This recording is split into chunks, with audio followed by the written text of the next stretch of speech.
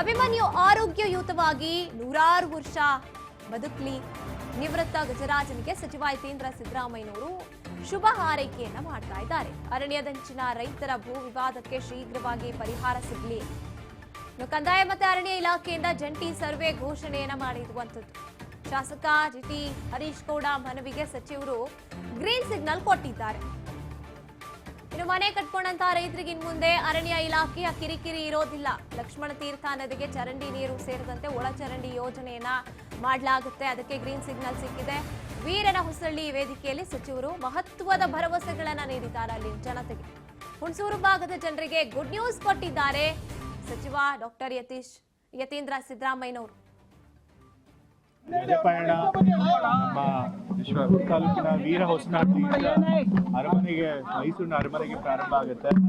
So ಇವತ್ತು ದಸರಾ ಮಹೋತ್ಸವದಲ್ಲಿ ಯಾವ್ಯಾವ ಆನೆಗಳು ಭಾಗವಹಿಸ್ತವೆ ಅವು ವೀರ ಹೊಸನಹಳ್ಳಿಯಿಂದ ನಮ್ಮ ಮೈಸೂರಿನ ಅರಮನೆ ತನಕ ಪಯಣ ಪ್ರಾರಂಭ ಮಾಡ್ತವೆ.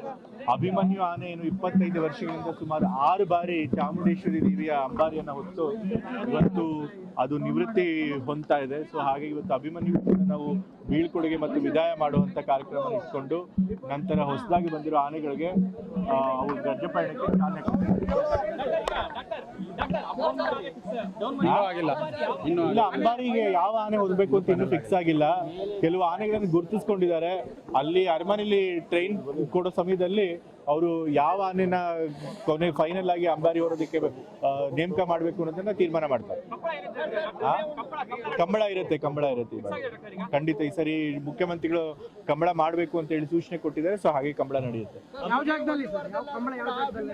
ಕಂಬಳ ಈ ಬಾರಿ ಆಕರ್ಷಣೆ ಮತ್ತಷ್ಟು ಹೆಚ್ಚಾಗುತ್ತೆ. ಯಾಕಪ್ಪ ಅಂದ್ರೆ ಈ ಬಾರಿ ಕಂಬಳಕ್ಕೆ ಅವಕಾಶವನ್ನ ನೀಡಲಾಗ್ತಾ ಇರುವಂತದ್ದು. ಮೊಟ್ಟ ಮೊದಲ ಬಾರಿಗೆ ಮೈಸೂರು ದಸರಾದಲ್ಲಿ ಕಂಬಳ ಪ್ರದರ್ಶನ ಇರುತ್ತೆ. ಹಾಗಾಗಿ ಇನ್ನೂ ಆಗಮನ ಹೆಚ್ಚಾಗತ್ತೆ. ಅಂದ್ರೆ ಪ್ರವಾಸಿಗರು ಜೊತೆಗೆ ಮೈಸೂರು ದಸರಾ ವೀಕ್ಷಣೆಗೆ ಬರುವಂತವರ ಸಂಖ್ಯೆ ಹೆಚ್ಚಾಗೋ ಸಾಧ್ಯತೆಗಳು ಇರುವಂತದ್ದು. ಅಷ್ಟು ವರ್ಲ್ಡ್ ವೈಡ್ ಕಂಬಳ ಅಂದ್ರೆ ಏನು ಅಂತ, ಜೊತೆಗೆ ಅದರ ವಿಶೇಷತೆಗಳು ಏನು ಅಂತ ಕಾಂತಾರ ಸಿನಿಮಾ ಮೂಲಕ ಗೊತ್ತಾಗಿದೆ. ಅದಾದ ನಂತರದಲ್ಲಿ ಬೆಂಗಳೂರಿನಲ್ಲೂ ಕೂಡ ಸಾಕಷ್ಟು ಕಾರ್ಯಕ್ರಮಗಳಲ್ಲಿ ಕಂಬಳ ಪ್ರದರ್ಶನ ಇರ್ತಿತ್ತು. ಆದ್ರೆ ಮೈಸೂರು ದಸರಾದಲ್ಲಿ ಕಂಬಳ ಪ್ರದರ್ಶನ ಇರುತ್ತೆ ಅಂದಾಗ ಅದರ ಗತ್ತೆ ಬೇರೆ ರೀತಿಯಾಗಿರುತ್ತೆ.